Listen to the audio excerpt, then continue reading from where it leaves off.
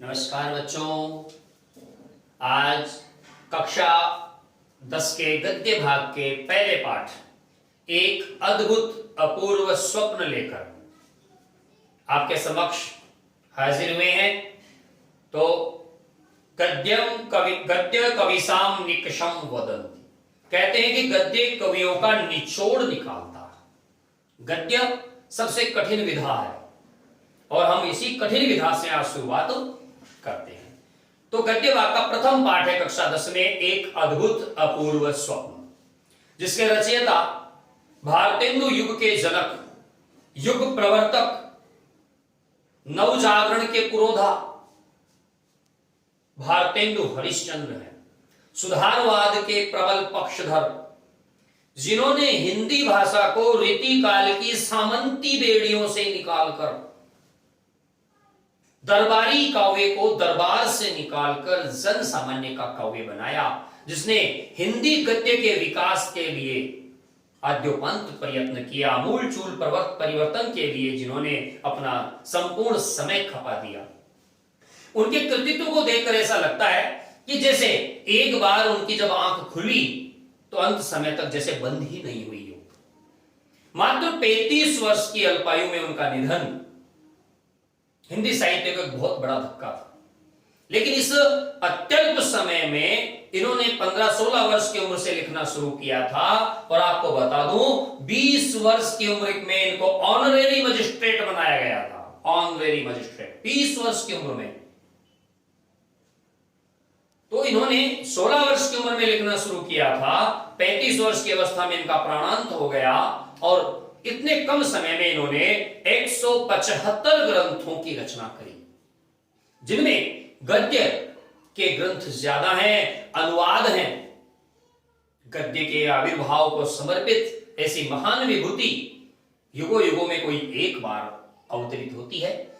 भारतेंदु हरिश्चंद्र का जन्म 9 सितंबर 1850 को हुआ। इनके पिता गोपाल जी भी खुद एक बहुत बड़े कवि लेखक रहे हैं, जिनका नाटक नहुष हिंदी साहित्य का प्रथम नाटक माना जाता है। इनके पिता गोपाल जी, गोपाल चंद्र हिंदी साहित्य के बहुत बड़े विद्वान माने जाते हैं और इनका एक नाटक है नहुष, जिसको हिंदी साहित्य का पहला नाटक माना जाता है, नहुष। तो ऐसी उत्तम परंपरा में जिनका पोषण हुआ हो, बाल्यकाल में इनके पिताश्री का निधन हो जाता है। इनके पूर्वज अंग्रेजों के अच्छे भक्त थे, अंग्रेजों के संरक्षण में थे, इसलिए दौलत भी काफी थी। पिता का साया सर से उठ जाने के बाद भारतेंदु हरिश्चंद्र ने जो संपत्ति थी वो सब सारी संपत्ति समाज कल्याण के लिए, साहित्य की सेवा में समर्पित कर दी। और इनके जो गुरु हैं, इनके गुरु राजा शिव प्रसाद सितारे हिंद, ये इनके गुरु हैं। राजा शिव प्रसाद सितारे हिंद, ये इनके गुरु हैं। इन्होंने, भारतेंदु जी ने इनसे अंग्रेजी सीखी, काव्य की बारीकियां सीखी। राजा शिव प्रसाद सितारे हिंद, ठाकुर लक्ष्मण सिंह चौहान, ये वो हस्तियां हैं जिन्होंने हिंदी की स्थापना में अमूल्य योगदान दिया। ये इनके गुरु थे। तो भारतेंदु हरिश्चंद्र की जब हम बात करते हैं, ये जहां पढ़े, एक इन्होंने एक विद्यालय की स्थापना भी की। वो विद्यालय आजकल हरिश्चंद्र जी के नाम से ही महाविद्यालय बन चुका है, बहुत बड़ा कॉलेज है। इन्होंने 3 पत्रिकाओं का संपादन किया। 3 पत्रिकाओं का इन्होंने संपादन किया। 1868 में इन्होंने कवि वचन सुधा पत्रिका का संपादन किया। कब? 1868 में। 1873 ईस्वी में इन्होंने हरिश्चंद्र मैगजीन का संपादन शुरू किया।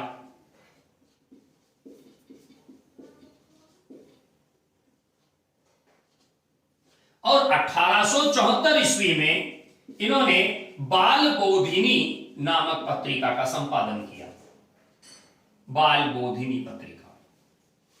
तो ये इन्होंने 3 पत्रिकाओं का भी संपादन किया है। कुल इनके 175 ग्रंथ इन्होंने लिखे। 175 मात्र 35 साल की अवस्था में जिनका निधन हो गया हो, 16 साल की उम्र में जिन्होंने लिखना शुरू किया हो, अंग्रेजी शासन की जो अत्याचारपूर्ण नीतियां जिस काल में अपनी विभीषिका के साथ, अपने तांडव के साथ रही हो, ऐसे हाहाकारी माहौल में 175 ग्रंथों का प्रणयन करना अपने आप में एक बहुत बड़ी विलक्षण वस्तु। जैसा कि आप सब समझते हैं कि महान हस्तियां शीघ्र ही चली जाती हैं। आचार्य शंकर 32 वर्ष की उम्र में 4 पीठों की स्थापना करके देवलोक को गमन कर गए थे। भारतेंदु हरिश्चंद्र ने भी ये 4 पीठ ही हैं, साहित्य की पीठ की इन्होंने स्थापना करी और 35 वर्ष की अल्पायु में ही ये देवलोक गमन कर गए। 6 जनवरी 1885 को इनका देहावसान हो जाता है। 175 ग्रंथों में इन्होंने मुख्य जो भाव दिया वो दिया गद्य साहित्य को। इनको गद्य साहित्य का प्रवर्तक भी कहा जाता है। गद्य साहित्य का प्रवर्तक भी कहा जाता है। मुकरियां, कह मुकरियां, प्रश्नोत्तरी, नाटक, अनुवाद, प्रहसन, गद्य में इन्होंने जितनी कलाओं का अपने ग्रंथों में प्रणयन किया है उतना शायद किसी और व्यक्ति ने किया हो। जब हम छोटी कक्षाओं में थे तब हमारे एक नाटक चला करता था, अंधेर नगरी चौपट राजा, टका शेर भाजी टका शेर खाजा। तो ऐसे वैद की हिंसा हिंसा न भवती, विशस्य विषमौषधम, सती प्रताप, कंसवध, बहुत सारे इन्होंने ग्रंथों का प्रणयन किया है। 175 ग्रंथों का प्रणयन इन्होंने किया।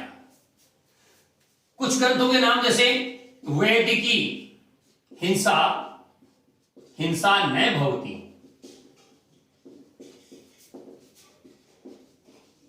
वैद की हिंसा हिंसा न भवती, ये उस समय की परिस्थितियों पर व्यंग्य करती रचना है।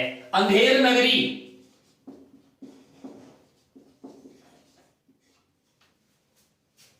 सती प्रताप, कंसवध, बहुत सारे इनके ग्रंथ हम पढ़ते हैं। 175 ग्रंथों का इन्होंने प्रणयन किया है। तो ये थे भारतेंदु हरिश्चंद्र जी। अब हम बात करते हैं पाठ की। पाठ में क्या है? तो देखिए, पाठ की स्थिति में आपको सीधा सा बता देता हूं।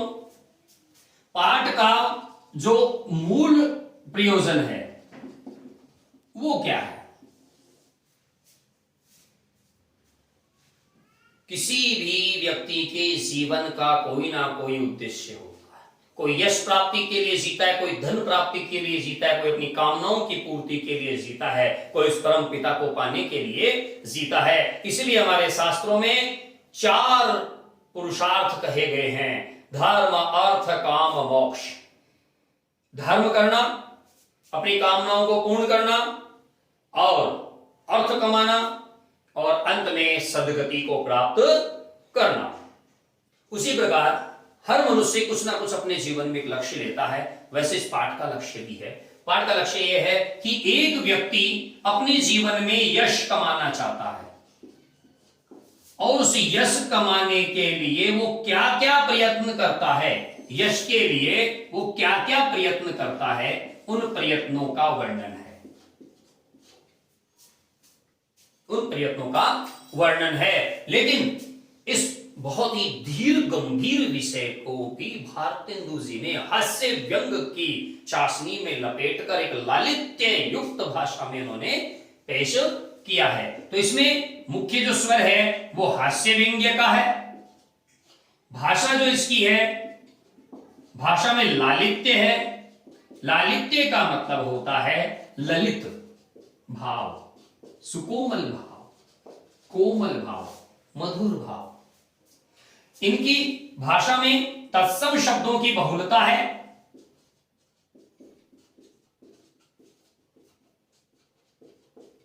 यानी संस्कृत के शब्दों की अधिकता है। सरस शैली है, स्वप्न शैली। देखिए ऐसी शैलियां बहुत कम साहित्य में प्रयुक्त हुई है। स्वप्न शैली में जैसे इन्होंने ये लिखा है, एक अद्भुत अपूर्व स्वप्न। एक फ्लैशबैक शैली होती है, व्यक्ति सोता है, सोते सोते पिछला विचारों की ओर चले जाता है, पिछले भी जीवन के बीते हुए कल के बारे में सोचने लगता है। चंद्रधर शर्मा गुलेरी की एक कहानी है, उसने कहा था, वो फ्लैशबैक शैली में लिखी गई कहानी है। तो ये स्वप्न शैली में है। हास्य व्यंग इसकी आत्मा है और इसमें मूल रूप से यश कमाने की इच्छा रखने वाले व्यक्ति के जो प्रयत्न किए गए हैं, क्या क्या प्रयत्न किए, उन प्रयत्नों का वर्णन करना इसका मूल उद्देश्य है। लेकिन इसके साथ ही इसमें धर्मांधता पर भी प्रहार किया गया है, पाखंड पर भी प्रहार किया गया है, शिक्षा की दुर्दशा इस पर भी व्यंग्य किया गया है, अंग्रेजी अत्याचार इस पर भी इसमें व्यंग्य किया गया है, प्रकाश डाला गया है, हमें बताया गया है कि उस समय क्या स्थितियां थी। तो ये एक बहुत सारे भावों को लेकर चलने वाला एक बहुत ही विस्तृत भाव श्रृंखला का पाठ है, इसकी हम चर्चा करेंगे। तो देखिए मेरी एक अलग शैली है कि मैं बिना पुस्तक आपको उस पाठ तक ले जाने का प्रयास करता हूं। पुस्तक के बिना आप अपने पास पुस्तक लेकर बैठिए, लेकिन मैं बिना पुस्तक आपको अपनी पुस्तक के अंदर तक ले जाने की कोशिश करता हूं। क्या है, लेखक जो है वो स्वप्न देखता है। दुनिया जहान के प्रपंचों से दूर मस्त भाव से खटिया पर लेटे हुए अचानक एक अद्भुत अपूर्व स्वप्न उसे दिखाई देता। वो सोचता है कि संसार नाशवान है, नश्वर है, एक दिन इसको जाना है। चलती चाकी देख कर दिया कबीरा रोय, दुई पाटन के बीच में साबुत बचा न कोई। कबीरदास जी खुद कहते हैं कि संसार चक्की के पाट की तरह एक दिन सबको पिसना है, सबको नष्ट होना है। तो कभी सोचता है जब संसार का भरोसा नहीं है, शरीर का भरोसा नहीं है, मेरा भरोसा नहीं है, तो कोई कुछ ऐसा काम करके चले कि युगों युगों तक अपना नाम संसार में रहे। हम तो नहीं रह सकते, हमारा नाम तो रहे। सहजो भाइयों की राजस्थान की बहुत बड़ी कवियत्री हुई है, उन्होंने भी कहा है, मरना है रहना नहीं, जाना वाही ठोर, सहजों के कंगाल है, के है द्रव्य करोड़। कि करोड़पति हो चाहे कंगाल हो, एक दिन मरना सबको है। तो कभी गहन पीड़ा से अभिभूत होकर सोचता है कि जब मरना है, जब शरीर नाशवान है, तो क्यों न कोई एक स्थायी महत्व की ऐसी रचना संसार को देकर जाऊं जिससे मेरा नाम युगों युगों तक चलता रहे, यश मिलता रहे, यश कामना। तो कवि लेखक क्या सोचता है स्वप्न में? सबसे पहला विचार करता है कि मैं एक देवालय बना दूं, एक मंदिर बना दूं। लोग मंदिर जाएंगे, मंदिर को देखेंगे, सीढ़ियां चढ़ते ही उन्हें मेरा स्मरण हो आएगा कि इस मंदिर का निर्माण भारतेंदु ने किया है, इस मंदिर का निर्माण कवि ने, लेखक ने किया है, और तब मेरा नाम स्वतः अमर हो जाएगा। लेकिन लेकिन लेकिन इतना सोचते सोचते लेखक के मन में एक विचार आता है, और विचार क्या आता है?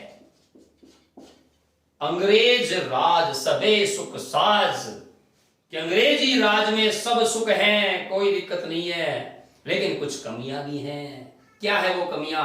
अंग्रेजी शिक्षा का बढ़ता प्रभाव, और अंग्रेजी शिक्षा, लार्ड मेकाले की शिक्षा पद्धति इतनी घटिया थी कि वहां वो शिक्षा पद्धति आपको अपने धर्म, अपनी संस्कृति, अपनी जड़ों, अपने संस्कारों से दूर करके आपको एक अकर्मण्य इंसान बनाती है। तो लेखक सोचता है कि अंग्रेजी शिक्षा का प्रभाव बढ़ रहा है, और अंग्रेजी शिक्षा का जैसे जैसे प्रभाव बढ़ेगा वैसे वैसे लोग मंदिर जाना तो दूर, मंदिरों की तरफ झांक कर भी नहीं देखेंगे। मंदिरों की तरफ जाना बहुत दूर की बात है, झांक करके भी नहीं देखेंगे और उस मंदिर अपनी बदहाली पर, अपनी दुर्दशा पर अपने ही आंसू रोता रहेगा। तो लेखक ने झट से देवालय बनाने का विचार त्याग दिया। देवालय बनाने का विचार लेखक ने त्याग दिया कि नहीं, मंदिर नहीं बनाएंगे, बिल्कुल नहीं बनाएंगे, कोई जाएगा ही नहीं, और जब जाएगा ही नहीं तो हमारा नाम अमर कैसे होगा। तब लेखक ने दिमाग के घोड़े फिर से दौड़ाए और दिमाग के घोड़े दौड़ाकर दूसरा विचार सामने लेकर आए। और क्या विचार लेकर आए?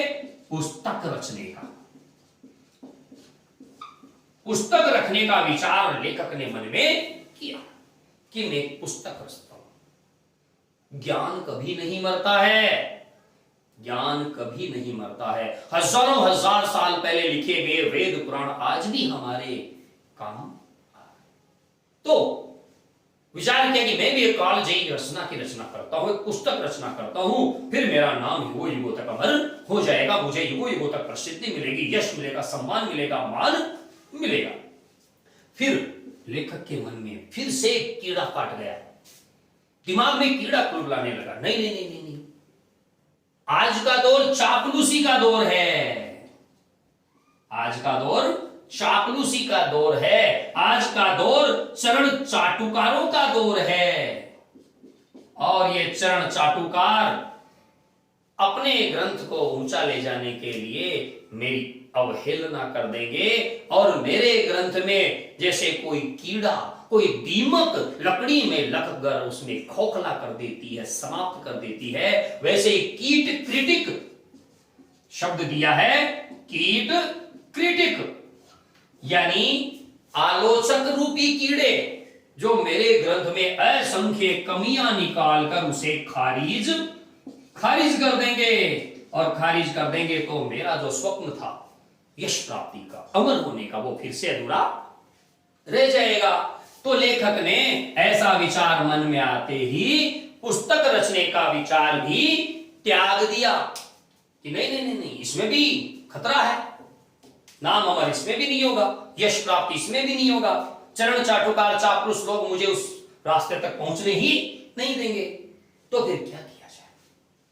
नाम प्राप्ति जरूरी है, यश प्राप्ति जरूरी है, क्यों ना अचानक कई दिनों तक विचार किया उसने, कई दिनों तक विचार किया, कई दोस्तों से चर्चा करी, सब कुछ स्वप्न में हो रहा है भैया, कई दोस्तों से चर्चा करी, अचानक एक दिन एक बात की पूछ हाथ में आ गई। बात की पूछ मानवीय गण है, बात की कोई पूछ नहीं होती है, लेकिन मतलब कोई महत्व की बात उसके पल्ले पड़ गई। उसने सोचा क्यों ना एक विद्यालय बनवा दूं, क्योंकि विद्यालय शिक्षा शाश्वत सत्य है, युगों पहले भी थी, आज भी है, और चाहे कितने युग बीत जाएं, शिक्षा की आवश्यकता, विद्या की आवश्यकता अनिवार्य रूप से पड़ती है।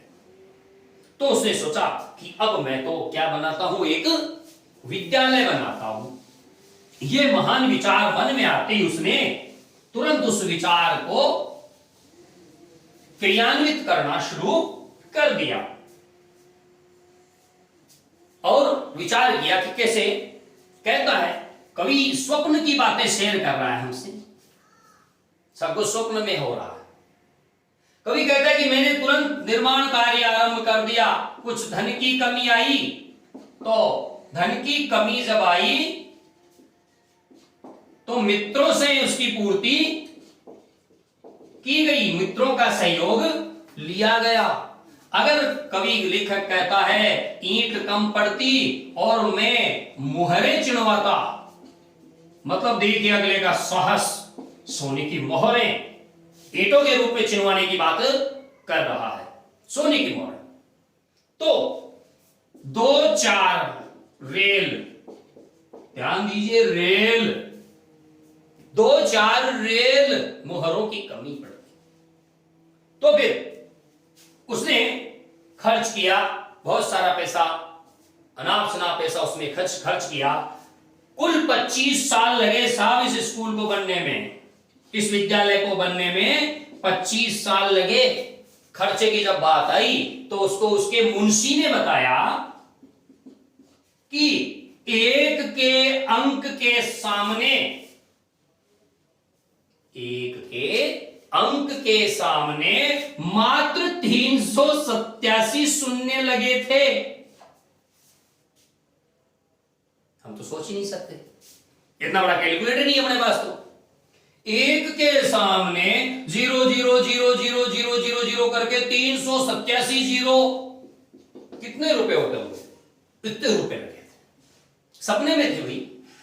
अभी कोई मुझसे पूछे, मैं किसी से पूछूं कि मैं फ्रांस घूमने का विचार कर रहा हूं, कितने पैसे लगेंगे? 1 रुपए भी नहीं लगेगा, क्योंकि विचार करने का थोड़ी पैसा लगता है। तो सपना देख रहा था, उसे क्या पता 387 शून्य का मूल्य क्या है, लेकिन इतने रुपए लगे थे, उसके मुंशी ने बताया। मतलब समझिए आप इस चीज में व्यंग्य समझिए कि 100 योजनाएं चलती हैं, लागत कुछ और होती है, दिखाई कुछ और जाती है और होती कुछ और है। तो कुल एक के अंक के सामने 387 शून्य लगे, इतनी रकम उसकी खर्च हुई। अब साहब 25 साल में भवन तैयार हो गया। हालांकि ये तो 1 सेकंड में हो गया था, लेकिन सपने में 25 साल हो गए। तो 1 सेकंड में जो काम हुआ था उसके सपने में 25 साल हो गए साहब। अब विद्यालय भवन तैयार हो गया, तो दीवारें न तो पढ़ती हैं न पढ़ाती हैं। पढ़ने के लिए बच्चे चाहिए, पढ़ाने के लिए शिक्षक चाहिए। तो उन्होंने शिक्षकों को व्यवस्था के लिए माथापच्ची शुरू की। शिक्षकों की व्यवस्था के लिए माथापच्ची जो शुरू की, तो कैसे शुरू की? हिमालय की कंदराओं में, हिमालय की कंदराओं में जाते हैं, गुफाओं में जाते हैं और वहां से ढूंढ ढूंढ कर वहां से अपने अपने विषय के विशेषज्ञ लेकर आते हैं। अपने अपने विषय के विशेषज्ञ लेकर वो आते हैं, हिमालय की कंदराओं से ढूंढ ढूंढ कर निकाल के लेकर आते हैं। ऐसे ऐसे जिनको इंद्र खोजता फिर रहा हो, और जब नहीं मिले तो बेचारे इंद्र ने दूसरे से काम चलाया। ऐसे ऐसे शिक्षक ढूंढ के लाए साहब, देखो भाग्य देखो। तो यहां पर व्यंग्य शुरू होता है। वो शिक्षक कौन थे, नाम क्या था, आचरण क्या था, और वो काम क्या करेंगे, ये है शिक्षा प्रणाली पर व्यंग्य, यहां से शुरू होता। तो वो जो शिक्षक लेके आए थे, वो देखिए कैसे कैसे शिक्षक वो लेके आते हैं। तो सबसे पहले बात करते हैं पंडित मुग्धमणि शास्त्री। पंडित मुग्धमणि शास्त्री पहला व्यक्ति है, पंडित मुग्धमणि शास्त्री, तर्क वाचस्पति। पंडित मुग्धमणि शास्त्री, तर्क वाचस्पति, ये साहब पहला शिक्षक है जिसको हम यहां पर देखेंगे। इसकी महानता का मैं आपको क्या गुण बताऊं। ये इतने महान थे कि इंद्र ने जब अपनी पाठशाला शुरू की थी, वैदिक सभ्यता की बात, इंद्र ने जब अपनी पाठशाला शुरू की थी, तब योग्य शिक्षक के लिए इंद्र इनको हिमालय की गुफाओं में, कंदराओं में, कानन में, अरण्यों में, जंगलों में, पता नहीं कहां कहां ढूंढा होगा इंद्र ने। ये नहीं मिले तो इंद्र को बेचारे देवगुरु बृहस्पति से काम चलाना पड़ा उनसे।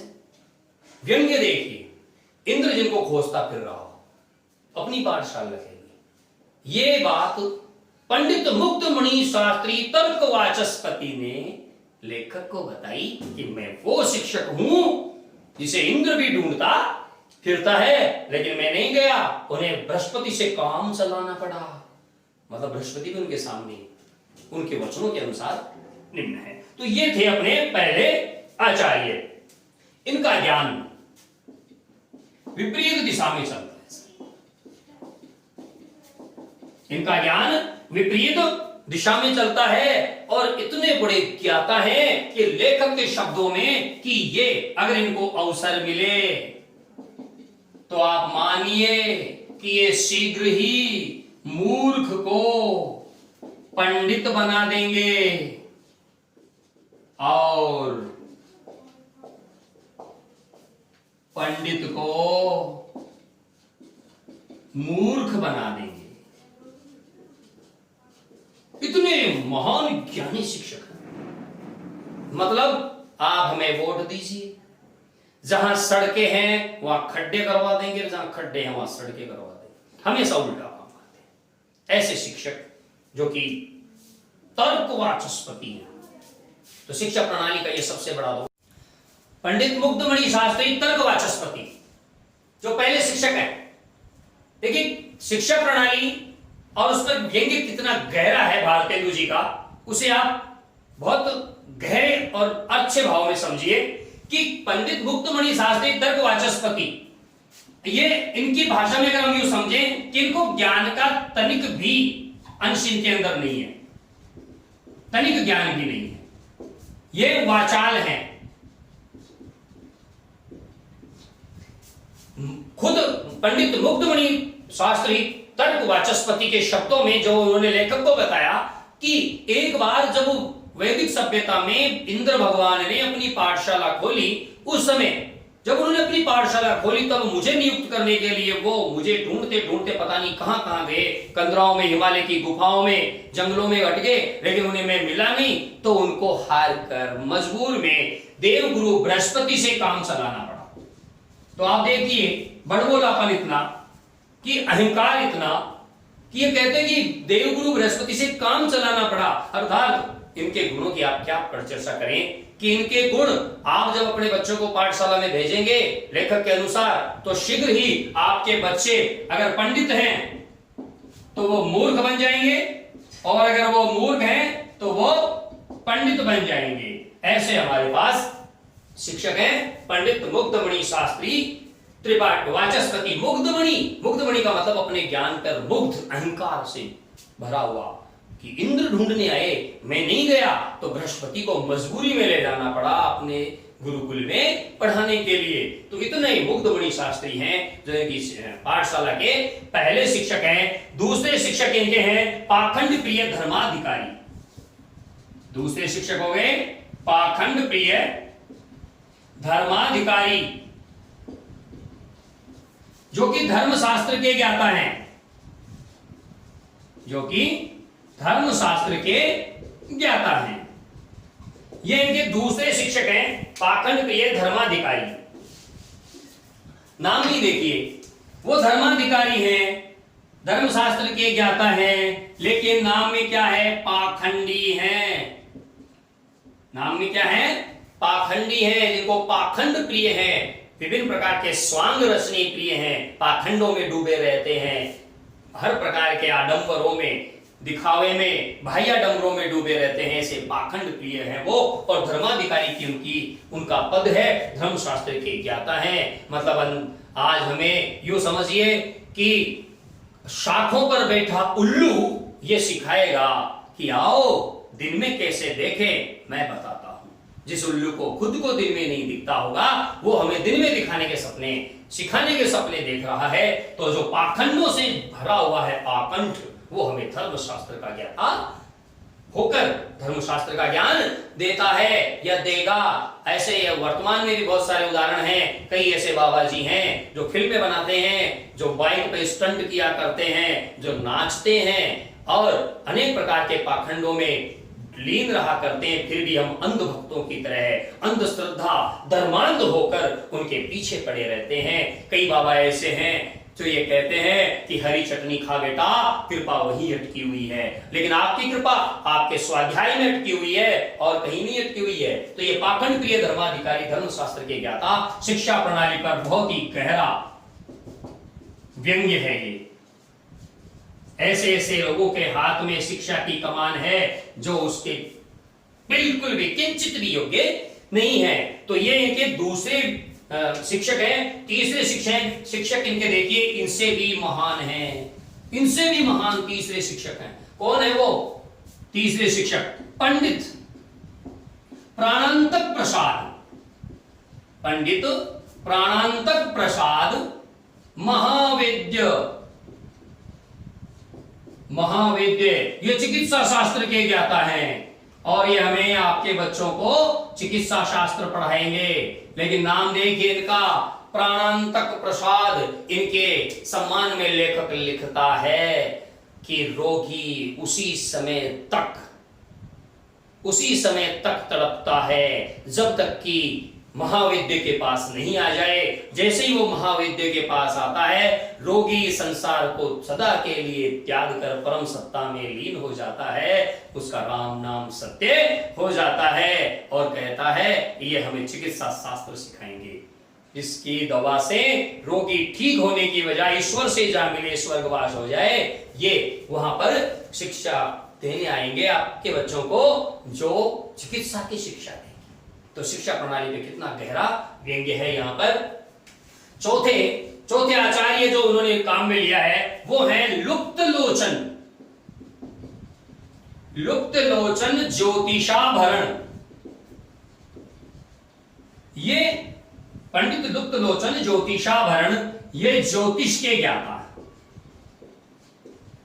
और ये आपके बच्चों को पाठशाला में ज्योतिष का ज्ञान देंगे। और इनकी महानता की आप बात कीजिए, इतने महान हैं ये कि इन्होंने कई नए तारों की खोज की है साहब, कई नए तारों की खोज की है, कई ग्रंथों का लेखन किया है, कई ग्रंथों का लेखन किया है। सर्वाधिक प्रसिद्ध ग्रंथ है इनका तामिस्र मकरालय, ये इनका सर्वाधिक प्रसिद्ध ग्रंथ है। और कई नए तारों की खोज करना, कई नए ग्रंथों का लेखन करना। देखिए, नए तारों की खोज करने का मैटर यहां समझिए, ये लुप्त लोचन है। लुप्त लोचन का मतलब है आंखें नहीं है। जिसकी खुद की आंखें नहीं है वो दुनिया को क्या दृष्टि देगा, क्या सिखाएगा, क्या भविष्य बताएगा। ये स्थिति हमारी है। मैंने पहले बात भी कही थी कि उल्लू हमें सिखाने के लिए तत्पर हैं कि दिन में कैसे देखें। तो ये हमें हमारे शिक्षक हैं जो शिक्षा प्रणाली को गर्त में ले जाने के लिए कितने लालायित हैं। पांचवें हैं वो सबसे महान हैं, उनका नाम है पंडित शील दावानल।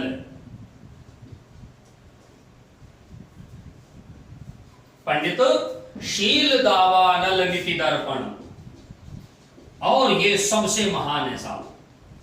शील दावानल, शील का मतलब होता है चरित्र। इनका चरित्र दावानल यानी आग की तरह जल चुका है, जंगल में लगने वाली आग की तरह इनका चरित्र जलकर नष्ट हो चुका है। शब्द यह कहता है कि यह चरित्रहीन है, और इतने चरित्रहीन हैं कि इनके शिष्य बहुत बहुत महानीच लोग हैं। बाणासुर, रावण, दुर्योधन, कंस, ये इनके शिष्य, ये तो इनके शिष्य हैं। और देखिए कि महानता कितनी ज्यादा है कि अंग्रेज जब जनता पर अत्याचार करने के सारे तरीके अपना चुके होते हैं और उन्हें और अत्याचार करने का कोई मार्ग नहीं सूझता है, तब ये पंडित शील दावानल नीति दर्पण के पास न्याय मांगने आते हैं, नए नए नियम जानने आते हैं कि प्रजा को कैसे सताएं। इतने महान अध्यापक उन्होंने नियुक्त किए हैं अपनी पाठशाला में। तो लेखक कहता है कि आप अपने बच्चों को हमारी पाठशाला में भेजिए, हम पैसा नहीं लेंगे, हम पैसा नहीं लेंगे। क्यों नो? क्योंकि हम आपका संस्कार, आपकी संस्कृति, आपकी सभ्यता को नष्ट कर देंगे। तो वर्तमान जो शिक्षा पद्धति है उस पर बहुत ही गहरा व्यंग्य इस पाठ में किया गया है। धर्मांधता पर प्रहार किया गया है, अंग्रेजी शासन में जो अत्याचार थे उन पर प्रहार किया गया है। तो ये सब उन्होंने हास्य व्यंग्य शैली में सरस रूप में प्रस्तुत किया है। आप लॉकडाउन के इस पीरियड में इस पाठ को ध्यान से पढ़िए, प्रश्नों का उत्तर दीजिए। कोई समस्या हो, कोई बात पूछनी हो तो मेरे YouTube के लिंक के कमेंट बॉक्स में आप अपना प्रश्न रख सकते हैं, आपको वहां उसका यथोचित उत्तर मिल जाएगा। दूसरी बात, इस पाठ से जुड़े हुए अहम प्रश्नोत्तर भी आपको कमेंट बॉक्स में मिल जाएंगे। तब अगले वीडियो के साथ हम फिर हाजिर होंगे। तब तक के लिए नमस्कार, जय हिंद, जय भारत।